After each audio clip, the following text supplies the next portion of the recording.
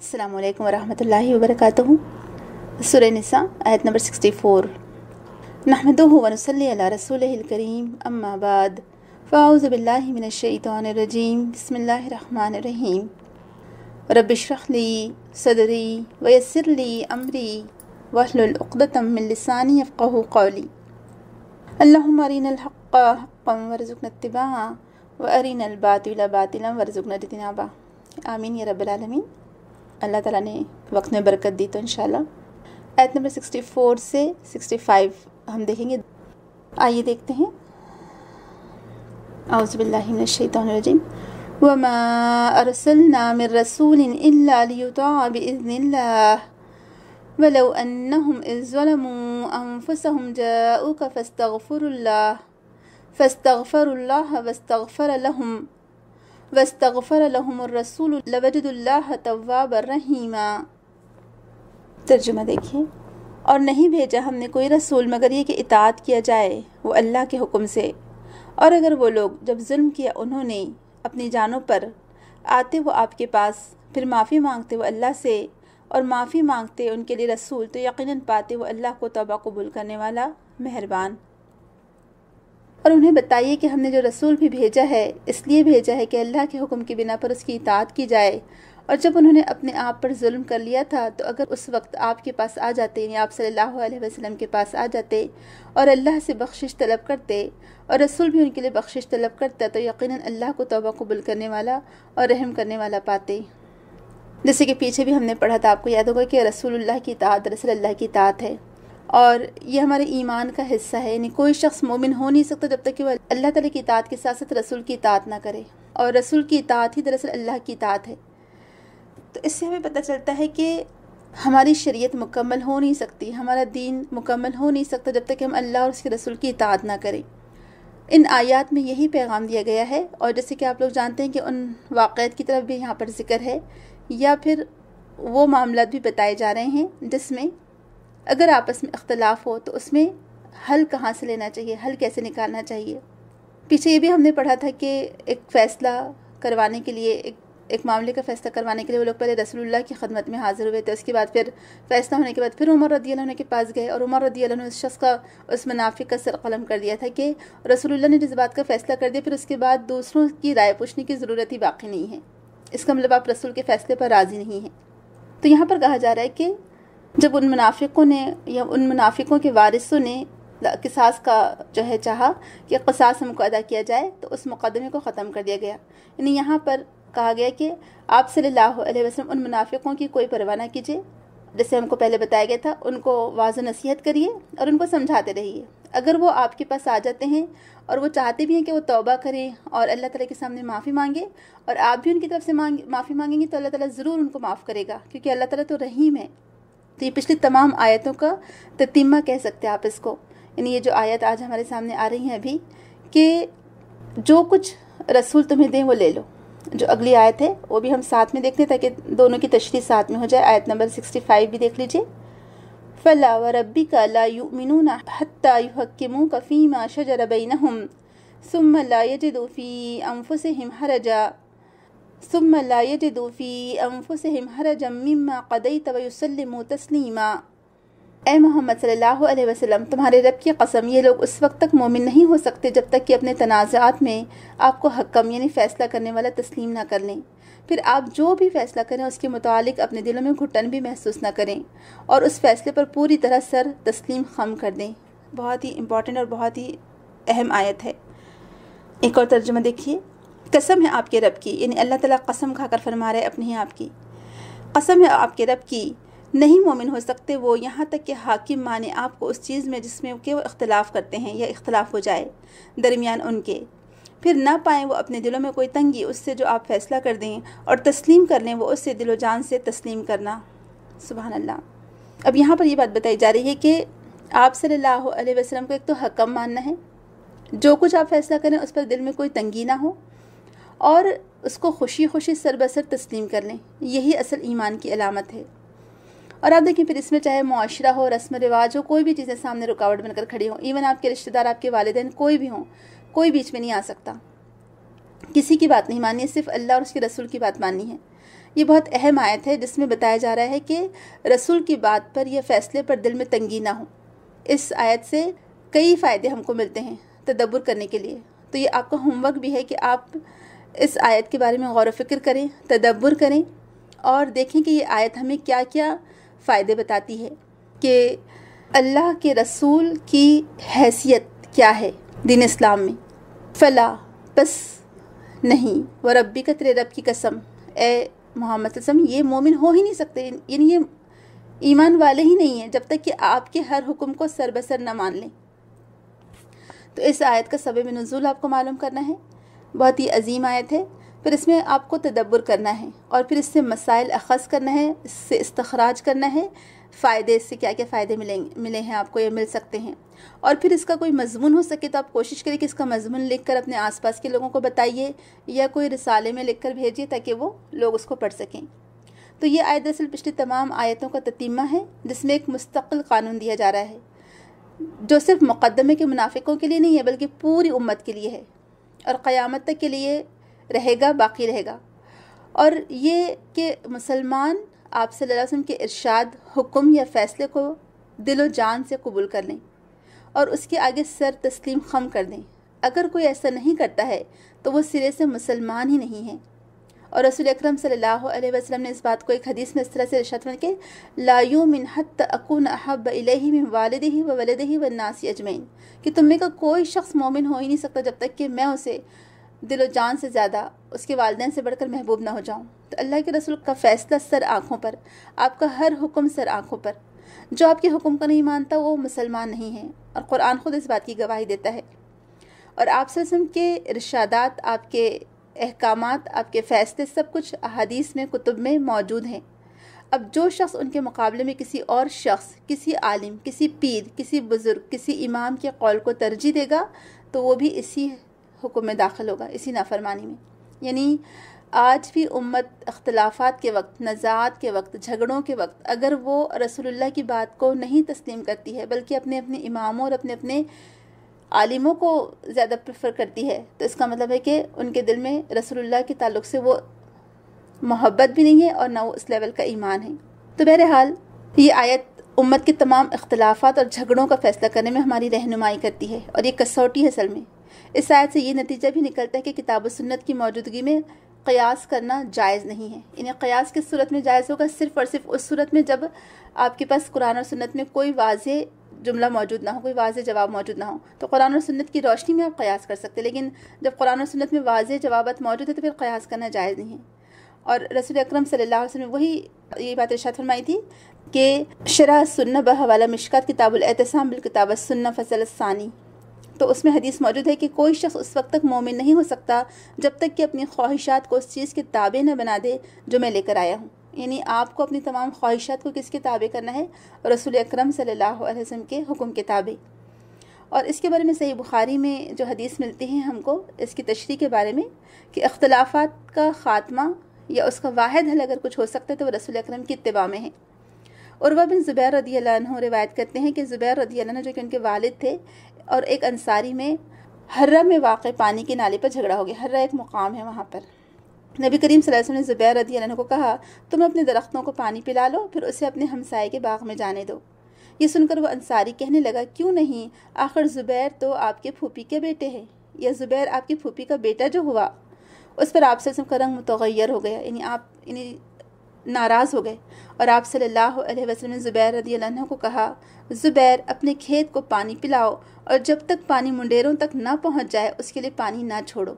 یعنی جب انصاری نے آپ صلی اللہ علیہ وسلم کو غصہ دلا دیا تو پھر آپ نے زبیر کو ان کا پورا حق دلایا، جبکہ پہلے حکم میں کیا تھا؟ دونوں کی رعایت کو ملحوظ رکھا گیا تھا۔ یعنی حالانکہ وہ انصاری کا حق نہیں بنتا تھا پہلے پانی کا، لیکن اللہ کے رسول نے زبیر رضی اللہ عنہ کو حکم دے کہ تم اپنے درختوں کو پانی دینے کے بعد تم دے دیا کرو اس کو پانی، لیکن اس نے کیا کہ اچھا یہ تو آپ کے پھوپھی کے بیٹے نے، لہٰذا آپ نے ان کے حق میں فیصلہ کر دیا، حالانکہ رسول اللہ نے ایسا نہیں کیا تھا۔ تو تب رسول اکرم نے پھر زبیر رضی اللہ عنہ سے کہا کہ تم اپنا پورا پانی اپنا پہلے اب استعمال کرو اور جب تک منڈیروں تک پانی نہ آ جائے تب تک اس کو نہ دو۔ یہ زبیر رضی اللہ عنہ کا حق تھا، پہلے آپ رسول اکرم کیا کرے تھے؟ اس کو آسانی فراہم کرے تھے انصاری کو۔ تو ایکچولی جو لوگ بھی رسول اکرم کے فیصلے کے خلاف آواز اٹھاتے یا اس کے لیے اپنے دل میں تنگی محسوس کرتے وہ اس وقت منافق کہلاتے تھے۔ تو بہرحال زبیر رضی اللہ عنہ کہتے ہیں کہ میں سمجھتا ہوں کہ یہ آیت اسی مقدمے کے سلسلے میں نازل ہوئی۔ صحیح بخاری کتاب التفسیر و کتاب المساقات باب سکر النہار، مسلم کتاب الفضائل، یعنی صحیح مسلم اور صحیح بخاری دونوں میں ہیں۔ یعنی ایسے منافقین جو رسول اکرم کے فیصلے کو قبول کرنے پر تیار نہیں ہوتے، راضی نہیں ہوتے، اگر ہم کسی بنا پر ان پر قتل واجب کر دیتے، یعنی پہلے کسی زمانے میں جو ہو چکا تھا جیسے احکامات تھے، تو پھر کیا کر سکتے تھے یہ لوگ؟ خیر یہ ہم انشاءاللہ آگے پڑھیں گے آگے کی آیت میں، لیکن ابھی یہ آیت سے جو پتہ چلتا ہے کہ ہم کو ہمارے معاملات میں کتاب اللہ اور کتاب الرسول یعنی رسول اللہ کی سنت کی پیروی کرنی ہے۔ اور رسول اکرم صلی اللہ علیہ وسلم نے فرمایا تھا کہ الا آگاہ رہو، انی اوتیت الکتاب ومثلہ معہ، کہ بے شک میں کتاب دیا گیا ہوں یعنی قرآن، اور اس کے ساتھ اسی کے معنی ایک اور کتاب بھی دیا گیا ہوں، کہ اللہ کے رسول صلی اللہ علیہ وسلم کو حدیث بھی دی گئی تھی، یعنی صرف یہ نہیں کہ قرآن دے کر آپ کو بھیجا گیا، بلکہ آپ کے اوپر وحی اور بھی آتی تھی جس کو وحی خفی کہتے ہیں، جو کہ احادیث کی صورت میں آج ہمارے پاس موجود ہیں۔ آج ہم دیکھتے ہیں کہ بہت سارے لوگوں نے قرآن کی اپنی منمانی تفسیر کر دی۔ یہ ابو داؤد کی روایت تھی، الا انی اوتیت الکتاب ومثلہ معہ، مسلمانوں آگاہ رہو میں قرآن دیا گیا ہوں اور اس کے ساتھ اسی درجے کی ایک اور چیز یعنی حدیث بھی دیا گیا ہوں۔ تو یعنی قرآن کے ساتھ ساتھ آپ کو حدیث بھی ماننا ہے۔ آج کے بہت سارے نام نہاد عقل پرست لوگ اور جو اپنے آپ کو کہتے ہیں کہ ہم اہل القرآن ہیں، یہ صرف قرآن کو ہم مانیں گے، وہ کہتے ہیں کہ حدیث کی ضرورت ہی نہیں، حدیث پر اعتراضات کرتے ہیں، حدیث کو ماننا نہیں چاہتے، حدیث پر عمل نہیں کرنا چاہتے، کیونکہ وہ قرآن کی اپنی منمانی تعویل کر کے جس طرح چاہتے ہیں اس کو پھیر دیتے ہیں۔ تو یہ چیز بالکل درست نہیں ہے اصل میں، اور یہ طبقہ اور یہ فرقہ جو ہے بڑھتا چلا جا رہا ہے۔ ہم کو اس سے ہوشیار رہنے کی ضرورت ہے کہ رسول اکرم صلی اللہ علیہ وسلم سے محبت ہر مسلمان کے ایمان کا حصہ ہے، بلکہ عین ایمان ہے۔ خود رسول اکرم نے فرمایا تھا کہ کوئی آدمی اس وقت تک مومن نہیں ہو سکتا جب تک اپنی اولاد، والدین اور باقی تمام لوگوں کے مقابلے میں مجھ سے زیادہ محبت نہ کرتا ہو، یعنی وہ رسول اکرم کو سب سے زیادہ محبت کرتا ہے۔ صحیح بخاری اور مسلم کی حدیث ہے۔ ایک صحابی اور کہا کہ یا رسول اللہ، میں آپ کو اپنی جان و مال اور اپنے اہل و عیال سے زیادہ محبوب رکھتا ہوں۔ جب گھر میں اپنے اہل و عیال کے ساتھ ہوتا ہوں تو شوق زیارت سے بے قرار ہوتا ہوں اور دوڑا دوڑا آتا ہوں آپ کا دیدار کر کے سکون حاصل کر سکوں، لیکن جب میں اپنی اور آپ کی موت کو یاد کرتا ہوں اور سوچتا ہوں کہ آپ تو جنت میں انبیاء کے ساتھ اعلیٰ ترین درجات میں ہوں گے اور میں جنت میں گیا بھی تو آپ تک نہیں پہنچ سکوں گا، آپ کی دیدار سے محروم رہوں گا، تو میں بے چین ہو جاتا ہوں۔ تو تب کہا جاتا ہے کہ اللہ کے رسول صلی اللہ علیہ وسلم نے فرمایا کہ جو لوگ رسول اللہ سے محبت رکھتے ہیں یا ان کی اطاعت کرتے ہیں وہ انہی کے ساتھ ہوں گے۔ المرء مع من احبہ والی حدیث ہم کو ملتی ہے، اور یہ حدیث اگلی آیت کی تشریح میں بھی ہم پڑھیں گے انشاءاللہ تعالیٰ۔ تو بہرحال یہاں پر ہم دیکھتے ہیں کہ حدیث کو لینا ضروری ہے، اور آپ کی زندگی میں آپ کے اقوال تھے جیسے اہم، اسی طرح سے آپ کی موت کے بعد، آپ کی وفات کے بعد بھی آپ کی احادیث، آپ کی سنت ہمارے لیے مشعل راہ ہے، اور ہم اس کو چھوڑ نہیں سکتے۔ حالانکہ لوگ کہتے ہیں کہ حدیثوں کی کیا ضرورت ہے، حدیثیں مکس ہو گئی ہیں، حدیثوں میں ملاوٹ آ گئی ہے، حدیثیں 250 سال کے بعد لکھی گئیں، اور جو اعتراضات وہ کرتے ہیں احادیث پر اور رسول اللہ کی اطاعت نہیں کرنا چاہتے، کہتے ہیں کہ یہ حدیثیں عقل کے خلاف ہیں لہٰذا اسے نہ لو، کہتے ہیں کہ حدیث قابل حجت یا قابل اعتماد نہیں ہے، قرآن قابل حجت ہے لہٰذا قرآن کو لے لو۔ پھر کہتے ہیں جو حدیثیں سائنس کی تجربات اور مشاہدات کے خلاف ہیں اس کو نہ لو۔ یہ کہتے ہیں کہ جو راویان حدیثیں تھے تو وہ انسان ہی لہٰذا ان سے غلطی ہو سکتی ہے، یا پھر کہتے ہیں کہ اچھا یہ حدیثیں تو 250 سال کے بعد لکھی گئیں تو ہم کیسے اس پر اعتماد کریں۔ تو یہ سب ان کے جھوٹے بہانے اصل میں کہ جس کی بنا پر رسول اکرم کی اطاعت سے منہ موڑنا چاہتے ہیں۔ اب کھلم کھلا تو کہہ نہیں سکتے کہ ہم رسول اللہ کی بات نہیں مانیں گے، لہٰذا اس طرح سے جھوٹی دلیلیں لاتے ہیں اور تعویلیں پیش کرتے ہیں۔ تو ہم دیکھتے ہیں کہ جو لوگ بھی رسول اللہ کی اطاعت نہیں کرتے ان کا کیا انجام ہوگا، اور جو رسول اکرم کی اطاعت کرتے ہیں ان کو فائدہ کیا ہوگا۔ رسول اکرم صلی اللہ علیہ وسلم نے فرمایا، جو کہ بخاری کی حدیث ہے، کہ من اطاعنی دخل الجنہ، جس نے میری اطاعت کی وہ جنت میں داخل ہوگا۔ سبحان اللہ، اس سے بڑھ کر اور کیا چاہیے بھلا آنر، آپ بتائیے۔ تو رسول اکرم کی زندگی کے بعد آپ کی احادیث پر عمل کرنا یہ میری اور آپ کی، ہم سب کی ذمہ داری ہے۔ اور آپ دیکھیں کہ جو لوگ اللہ اور اس کے رسول کی اطاعت نہیں کرتے یا رسول کی اطاعت نہیں کرتے ان کے لیے کتنی بڑی وعید ہے۔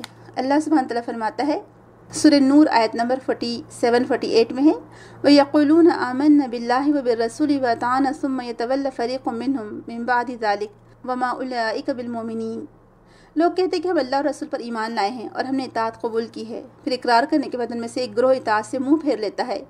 ایسے لوگ ہرگز مومن نہیں، کیونکہ جب ان کو اللہ اور رسول کی طرف بلایا جاتا ہے تاکہ رسول ان کے باہمی معاملات کا فیصلہ کرے تو ان میں سے ایک فریق کترا جاتا ہے۔ اب سوچنے کہ یہ لوگ مومن ہی نہیں ہیں، اللہ تعالیٰ فرما رہا ہے کہ جب ان کو رسول اللہ کے فیصلے کی طرف بلایا جاتا ہے تو وہ نہیں آتے ہیں۔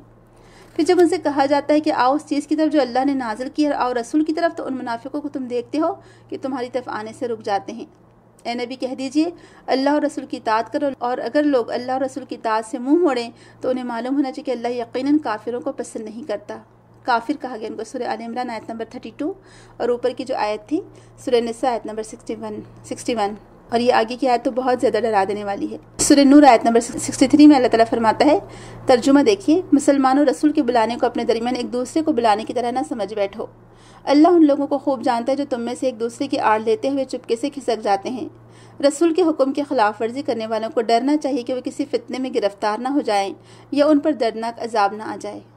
یعنی اگر ہم رسول کی فرمانبرداری سے منہ موڑتے ہیں، اللہ نہ کرے، تو فتنے میں گرفتار ہونے کا خطرہ ہے یا دردناک عذاب کا خطرہ ہے۔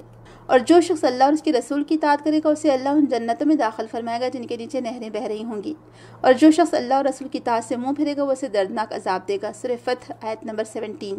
اب آپ سوچنے کہ اتنی واضح حدیث آنے کے بعد کیا ہم منہ موڑ سکتے ہیں؟ اور صحابہ کرام کس طرح سے اس کی اہمیت کو جانتے تھے کہ وہ سنت پر سختی سے کاربند تھے، اور رسول اکرم کی پیروی کو وہ اپنے ایمان کا حصہ سمجھتے تھے۔ اسی بنا پر جب بھی ان کے درمیان کوئی معاملہ آتا اس کو وہ سنت کے مطابق حل کرتے تھے، اور اسی بنا پر ہم دیکھتے ہیں کہ ان کے یہاں بہت کم اختلافات پائے جاتے ہیں صحابہ کے درمیان۔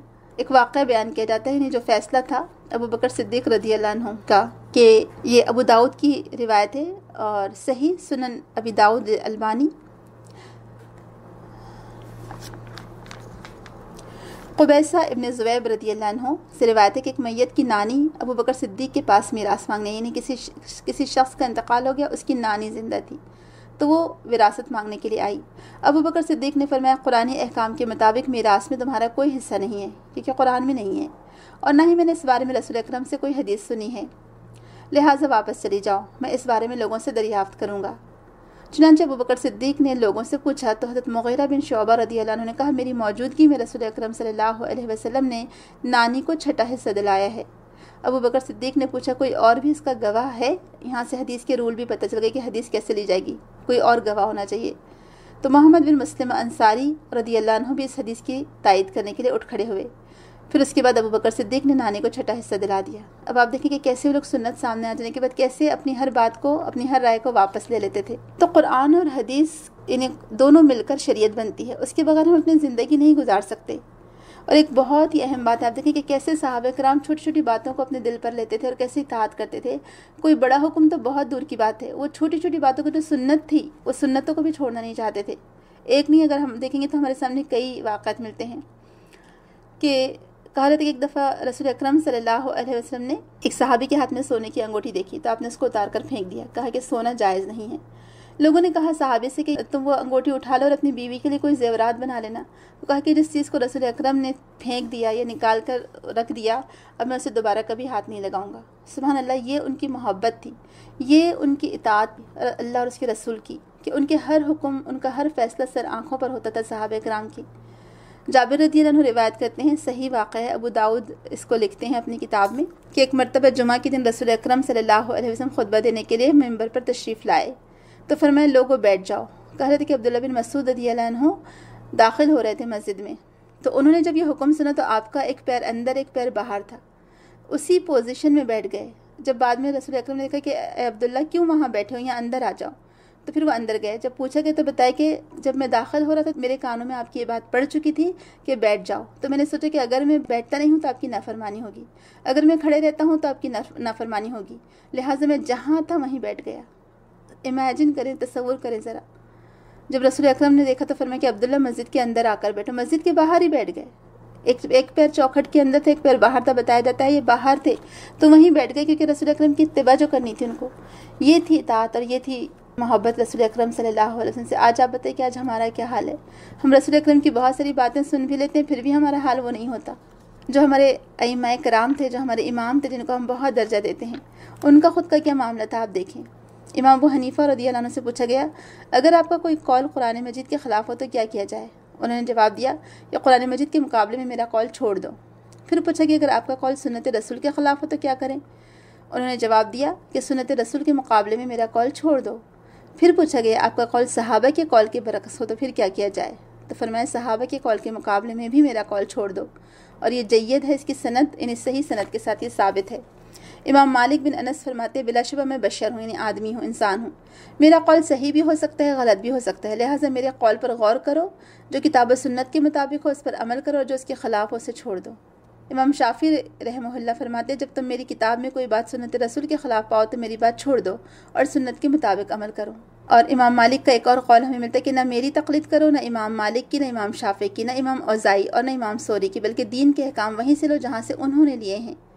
اب آپ سوچئے، ایک اور روایت ہم کو ملتی ہے امام ابو حنیفہ کی، اور اس کو حقیقت الفقہ میں صفحہ نمبر 82 میں درج کیا گیا ہے۔ امام ابو حنیفہ رحمہ اللہ فرماتے ہیں لوگوں دین میں اپنی عقل سے بات کرنے سے بچو اور سنت رسول کی پیروی کو اپنے لیے لازم کر لو، جو کوئی سنت سے ہٹا وہ گمراہ ہو گیا۔ سوچیے ذرا، یہ بڑے بڑے ائمہ کا قول ہے۔ اور امام احمد بن حنبل کہتے ہیں کہ جس نے رسول اکرم صلی اللہ علیہ وسلم کی حدیث کو رد کر دیا وہ ہلاکت کے کنارے پر کھڑا ہے۔ تو یہ تھے ہمارے صحابہ ائمہ کرام جو کہ رسول اکرم کی سنت کو اتنی اہمیت دیتے تھے۔ تو بہرحال یہاں پر رسول اکرم صلی اللہ علیہ وسلم کی اطاعت اور فرمانبرداری کی ترغیب دیتے ہوئے اللہ تعالیٰ فرما رہا ہے کہ انبیاء اور رسولوں کو مبعوث کرنے کا مقصد ہی یہ تھا، غرض و غایت ہی یہ تھی کہ ان کی اطاعت کی جائے، اور جن کی طرف رسول بھیجا گیا ہے وہ اس کے تمام احکام کی تعمیل کرے۔ یعنی رسولوں کو بھیجنے کا مقصد ہی یہ تھا کہ سارے لوگ ان کی اطاعت کریں اور وہ رسول کی بات کی پیروی کریں، جو رسول منع کرے اس سے رک جائیں، جو رسول حکم دے اس کی تعظیم کریں۔ اور جیسے اللہ تعالیٰ کی ہم اطاعت کرتے ہیں ایسے رسول کی اطاعت بھی ہم پر فرض ہے۔ ٹھیک ہے، قرآن کریم میں 40 مرتبہ اس کا ذکر ہے کہ اطیعوا اللہ و اطیعوا الرسول، اللہ کے رسول کی اطاعت کرو۔ تو یہاں پر عصمت انبیاء، یہ آیت میں عصمت انبیاء کا بیان ہم کو ملتا ہے، یہ اثبات ہے، یعنی وہ اللہ تعالیٰ کا پیغام پہنچانے کے لیے آتے تھے، تو ان کی تعظیم ہمیں ویسے ہی کرنی چاہیے اور ان کی اطاعت بھی ہم کو کرنی چاہیے جیسے کہ ان کا حق ہے۔ اور رسول اکرم صلی اللہ علیہ وسلم نے جن چیزوں سے منع کیا اس سے ہم رک جائیں، کیونکہ انبیاء ہر لغزش سے پاک ہیں، کیونکہ اللہ تبارک و تعالیٰ لوگوں کو انبیاء کرام کی مطلق اطاعت کا حکم دیتا ہے۔ یعنی شریعت اگر بن سکتی ہے تو انبیاء کے ذریعے سے بن سکتی ہے، اللہ تعالیٰ نے جو حکم دیا اور ساتھ میں رسول اللہ نے جو حکم دیا وہی حکم ہم کو ماننا ہے۔ اس کے علاوہ اللہ تعالیٰ نے کسی کی بھی اطاعت کا ہم کو حکم نہیں دیا۔ ہاں، اگر کسی کی اطاعت کا حکم ہے بھی اولو الامر کی تو وہ رسول کی اطاعت کے ساتھ مشروط ہے، اللہ اور رسول کی اطاعت کے ساتھ مشروط ہے۔ پھر اللہ کے فرمان کے مطابق بے اذن اللہ کا لفظ آیا ہے، یعنی اطاعت کرنے والے کی اطاعت اللہ تعالیٰ کی قضا اور قدر سے صادر ہوتی ہے۔ یعنی اگر ہم اطاعت کریں رسول اللہ کی تو ایکچولی دیکھا جائے تو یہ اللہ تعالیٰ ہی کی اطاعت ہے، کیونکہ اللہ کا حکم ہے یہ۔ بس اس آیت میں یہ بھی بات ثابت ہے کہ قضا اور قدر، یعنی جو کچھ بھی لکھا ہوا ہے تقدیر میں وہ ہو کر رہنا ہے، اس کا ثبات یعنی وہ ہو کر رہنا ہے، اور اس میں ہم کو اللہ تعالیٰ سے ہمیشہ مدد مانگنی چاہیے۔ اور یہ بات بھی واضح ہو جاتی ہے کہ انسان اس وقت تک رسول کی اطاعت نہیں کر سکتا جب تک اللہ تعالیٰ کی مدد شامل حال نہ ہو، یعنی یہ سب اللہ کی توفیق سے ہوتا ہے۔ اللہ تعالیٰ اس لیے فرما رہا ہے کہ اگر وہ چاہتے، اگر وہ اللہ کی طرف واپس پلٹنا چاہتے، یا جو گناہ ان سے ہو گئے تھے یا جو ان سے غلطیاں سرزد ہو گئی تھی، اگر وہ واپس پلٹ آتے، استغفار کرتے، توبہ کرتے، اور رسول بھی ان کے لیے دعائے استغفار کرتا، تو ضرور اللہ تعالیٰ کو رحیم پاتے یا اللہ تعالیٰ کو مغفرت کرنے والا اور بخشش کرنے والا پاتے۔ اس سے پتہ چلتا ہے کہ اللہ تعالیٰ سے معافی نہ مانگنا اپنے جانوں پر ظلم کرنا ہے، اور اپنے گناہوں کا اعتراف اور اللہ تعالیٰ سے معافی مانگنا یہ اللہ تعالیٰ کو پسندیدہ ہے، اللہ تعالیٰ کے نزدیک پسندیدہ عمل ہے۔ اب رسول کی زندگی میں تو استغفار کی گنجائش تھی کہ رسول اکرم ان کے لیے دعا کر دیں، لیکن اب رسول اکرم صلی اللہ علیہ وسلم موجود نہیں ہیں، تو لہٰذا اب ان کی یعنی ان سے دعا کروانا یہ جائز نہیں ہو سکتا، اس میں شرک آ جائے گا، جیسے کہ اسکالرز کہتے ہیں۔ رسول اللہ کی خدمت میں اس حاضری کا تعلق آپ کی زندگی کے ساتھ مخصوص تھا، کیونکہ آیت اس بات پر دلالت کرتی ہے کہ رسول اکرم کی طرف سے استغفار آپ کی زندگی ہی میں ہو سکتا ہے، آپ کی وفات کے بعد آپ سے کچھ نہ مانگا جائے بلکہ یہ شرک میں آ جائے گا۔ پھر اللہ تعالیٰ نے اپنی ذات اقدس کی قسم کھاتے ہوئے فرمایا کہ یہ لوگ اس وقت تک مومن نہیں ہو سکتے جب تک کہ اپنے جھگڑوں میں اس کے رسول کو حکم تسلیم نہ کر لیں، یعنی ہر اس معاملے میں رسول اللہ کو حکم اور فیصلہ تسلیم کرنے والا مان لیں۔ اس میں تمام مسائل آ جاتے ہیں، انفرادی مسائل ہو، اجتماعی مسائل ہو، کوئی بھی قسم کا معاملہ ہو، جو بھی اختلاف رونما ہوا ہو، اس میں سب کا حل جو ہے سنت میں تلاش کرنا چاہیے، اور رسول اکرم کے احکام پر دل میں تنگی بھی نہ ہو۔ آپ کی جو بھی احادیث آتی ہیں اس کو ہم کو خوشی بخوشی سربسر تسلیم کر لینا چاہیے، دل میں تنگی محسوس نہیں کرنا چاہیے، اور دل میں تنگی نہ ہو مطلب اس پر شرح صدر ہو، آپ کو اطمینان ہو، آپ کا نفس مطمئن ہو، ظاہری اور باطنی اطاعت کے ساتھ آپ کے فیصلے کو تسلیم نہ کرنا دراصل یہ رسول اللہ کی نافرمانی میں آئے گا، اور رسول اللہ کی نافرمانی اللہ کی نافرمانی ہے۔ تو اگر آپ کوئی فیصلے پر تنگی محسوس نہیں کرتے تو اس کا مطلب آپ کا ایمان سلامت ہے، اور آپ کے فیصلے کو خوشی بخوشی قبول کرنا یہ احسان کا لیول آ جائے گا، یعنی اور اچھا طریقہ ہو جائے گا۔ تو جس کسی نے ان تمام مراحل کو طے کر لیا یا ان تمام چیزوں کو پا لیا، اطاعت رسول، اطاعت اللہ اور اطاعت رسول کو، تو اس نے اپنے دین کی تکمیل کر لی الحمدللہ، اور جس نے اس کے بغیر گزارا کیا تو پھر وہ کافر ہے یا پھر وہ سخت گناہ گار ہے، پتہ نہیں اس کی معافی ہوگی بھی کہ نہیں ہوگی۔ تو بہرحال امام ابن تیمیہ رحمہ اللہ کہتے ہیں کہ شریعت کو فالو کرنا، اور شریعت قرآن اور سنت سے مل کر بنتی ہے، تو اس کے احکام چاہے وہ چھوٹے ہوں یا بڑے ہوں، اگر کوئی شخص کتاب سے ہٹ کر فیصلہ کرتا ہے اپنی زندگی کا، یا کتاب و سنت سے ہٹ کر زندگی گزارنا چاہتا ہے، تو یہ ہلاکت کا باعث ہوگا اس کے لیے، چاہے وہ چھوٹی بات ہو یا بڑی بات ہو۔ پچھلی دفعہ بھی ہم نے اس کو ڈسکس کیا تھا، لیکن چونکہ بہت امپورٹنٹ بات ہے تو اس لیے دوبارہ اس کو لکھ لیجئے۔ اور یہ منافقت کی علامت ہے کہ جو شریعت کو نہیں ماننا چاہتے، جو شریعت کے راستے میں رکاوٹ بنتے ہیں، اصل میں یہ منافقت ہے، کوئی مومن ایسا نہیں کر سکتا۔ تو بہرحال آج کے جو قابل عمل اور قابل توجہ جو پوائنٹ ہے وہ یہ ہے کہ ہم کو اپنے آپ کو منافقت سے بچانا ہے، اپنے دل کو ٹٹولنا ہے۔ پھر رسول اکرم کی زندگی میں ان سے دعا کروانا تھا، لیکن اب رسول اکرم سے ہم دعا نہیں کروا سکتے، یہ شرک میں آ جائے گا، یہ رسول اکرم کے واسطے سے دعا نہیں کر سکتے۔ اور سب سے اہم بات یہ ہے کہ رسول اکرم کی ہر بات پر سر جھکائیں، سر بسر تسلیم کریں، دل میں تنگی بھی محسوس نہ کریں، ورنہ پھر یہ کس بات کی علامت ہوگی؟ یہ بھی منافقت کی علامت ہوگی۔ تو اللہ تعالیٰ ہمیں توفیق دے اور ہمیں ہمیشہ اللہ اور اس کے رسول کی اطاعت کرنے والا بنائے، اور جو لوگ بھی اطاعت سے منہ موڑیں گے ایسے لوگوں کو اللہ تعالیٰ نے کافر قرار دیا ہے۔ اور یہ کیسے ہو سکتا ہے؟ اطاعت رسول کیسے ہو سکتی ہے؟ آپ دیکھیں، جب تک کہ محبت نہیں ہوگی نا رسول اکرم سے، تب تک کہ اطاعت نہیں ہو سکتی، کیونکہ محبت ہی انسان کو اکساتی ہے کہ وہ کسی کی بالکل پیروی کرے، اندھی تقلید جس کو ہم کہتے ہیں نا، کہ آج دنیا میں لوگ اندھی تقلید میں ہی مارے پھر رہے ہیں۔ تو ایسی آنکھیں بند کر کے پیروی تو رسول اکرم کی کرنا چاہیے تھا، کیونکہ اس کا حکم ہے ہم کو کہ اطیعوا اللہ و اطیعوا الرسول۔ پھر اتباع کی بات آئی ہے، اطاعت کی بات آئی ہے۔ اب دیکھیں، اطاعت فرض ہے اور اتباع اس سے آگے کا درجہ ہے۔ جیسے کہ اطاعت کیا ہے؟ آپ کے ہر احکامات پر جو اللہ تعالیٰ نے احکام دیے قرآن میں اور جو رسول اکرم نے احکام دیے ہیں، تو یہ ماننا ہم پر فرض ہے، تو یہ اطاعت میں آ جائے گا۔ اور جو اتباع ہے، ایکچولی یہ محبت میں آپ کی ہر سنت کو فالو کرنا ہے، جیسے صحابہ کرام کیا کرتے تھے۔ عبداللہ بن عمر رضی اللہ عنہ کے بارے میں آتا ہے کہ جب بھی وہ کوئی حدیث بیان کرتے تو اپنا اوپر کا بٹن کھول دیتے تھے شرٹ کا۔ لوگوں نے ایک دن ان سے پوچھا کہ آپ ایسا کیوں کرتے؟ تو کہنے لگے کہ جب میں ایک دفعہ رسول اکرم سے حدیث سن رہا تھا تو آپ کا اوپر کا بٹن کھلا ہوا تھا، تو میرا دل چاہتا کہ میں بھی اسی طرح سے حدیث سناؤں۔ سبحان اللہ، یہ تھی ان کی اطاعت۔ آپ دیکھیں، اس کو اتباع کہتے ہیں اصل میں، کہ جہاں پر رسول اکرم نے نہیں بھی فالو کرنے کے لیے کہا وہاں پر بھی فالو کرنا۔ تو یہ صحابہ کرام دراصل رسول اکرم کی محبت میں ڈوبے ہوئے تھے، اور کیوں نہ ان سے محبت کرتے؟ کیونکہ رسول اکرم نے ان کو نجات دلائی شرک کے اندھیروں سے، گمراہی کے اندھیروں سے، جہالت کے اندھیروں سے۔ اور اللہ تعالیٰ کے بارے میں بھی کس نے ان کو بتایا؟ قرآن انہیں کون پڑھ کر سناتا تھا؟ رسول اکرم صلی اللہ علیہ وسلم۔ تو لہٰذا وہ رسول اکرم کی اتباع، اطاعت آنکھیں بند کر کے کیا کرتے تھے۔ تو ہمارے اندر بھی وہی چیز پیدا ہونا چاہیے کہ ہم رسول اکرم کی اتباع آنکھیں بند کر کے کریں، لیکن صحیح حدیث ہونی چاہیے، جھوٹی یا ضعیف حدیثیں نہیں۔ اور اس کے لیے ہم کو علم حاصل کرنا پڑے گا۔ سب سے پہلے تو ڈیپلی سیرت کا مطالعہ۔ آج ہم میں سے یا آپ میں سے کتنے لوگ ہیں جنہوں نے سیرت کا گہرائی کے ساتھ مطالعہ کیا ہو؟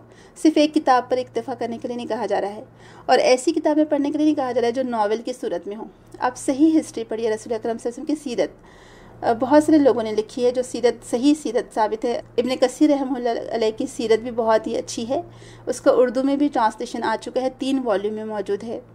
پھر دوسرا ہم دیکھتے ہیں، ایک کتاب ہے جو سیرت النبی کے نام سے ہی مشہور ہے، اور وہ بھی 3 والیوم میں ہے۔ محمد علی السلابی کی لکھی ہوئی کتاب ہے، وہ 3 والیوم میں۔ یہ کہیں یہاں گلف کنٹریز کے ہی رہنے والے تھے، ہو سکتا ہے شاید لبنان کے رہنے والے تھے، لیکن یہ اوتھینٹک کتاب ہے سیرت النبی پر، 3 والیوم میں موجود ہے، دارالسلام میں اویلیبل ہے، اور اردو انگلش دونوں میں موجود ہے۔ تو آپ ضرور گہرائی سے مطالعہ کریں سیرت کا۔ یقین جانیے جتنا سیرت کو ہم پڑھیں گے اتنا ہی رسول اکرم سے محبت بڑھتی چلی جائے گی، اور پھر ہماری اطاعت اور اتباع میں بھی اضافہ ہوگا انشاءاللہ تعالیٰ۔ اور اس کا فائدہ کیا ہوگا سب سے بڑا؟ کہ اللہ کے رسول فرماتے کہ المرء مع من احب، کہ جس سے محبت ہوگی وہ اسی کے ساتھ ہوگا۔ تو کیوں نہ ہم رسول اکرم کے ساتھ کی تمنا اور خواہش کریں دل میں، اور اسی بنا پر آپ کی سیرت کا مطالعہ کریں۔ اور جب تک کہ سیرت کا مطالعہ کمپلیٹ نہیں ہوتا، قرآن بھی ویسے اس طرح سے سمجھ میں نہیں آ سکتا، کیونکہ سیرت کے بغیر قرآن کی تشریح بھی ہم نہیں کر سکتے، کیونکہ جن پر قرآن نازل ہو رہا تھا اور جو حالات تھے اس وقت وہ رسول اللہ کے ساتھ صحابہ اکرام کے ساتھ پیش آئے، تو لہٰذا ان کی سیرت جاننا بھی ضروری ہے۔ اللہ تعالیٰ ہمیں توفیق دے کہ ہم قرآن اور حدیث کو صحیح طریقے سے اور صحیح نقطہ نظر کے ساتھ پڑھنے والے ہوں۔ اللہ تعالیٰ ہم کو ہر قسم کی گمراہی اور فتنہ سے بچائے اور رسول اللہ کی اطاعت کرنے والا بنائے، اللہ کی اطاعت کے بعد رسول اللہ کی اطاعت ہم کرنے والے بنے، آمین۔ سبحانک اللہم و بحمدک، نشہد ان لا الہ الا انت، نستغفرک و نتوب الیک۔ السلام علیکم ورحمۃ اللہ وبرکاتہ۔ وما أرسلنا من رسول إلا ليطاع بإذن الله ولو أنهم إذ ظلموا أنفسهم جاءوك فاستغفروا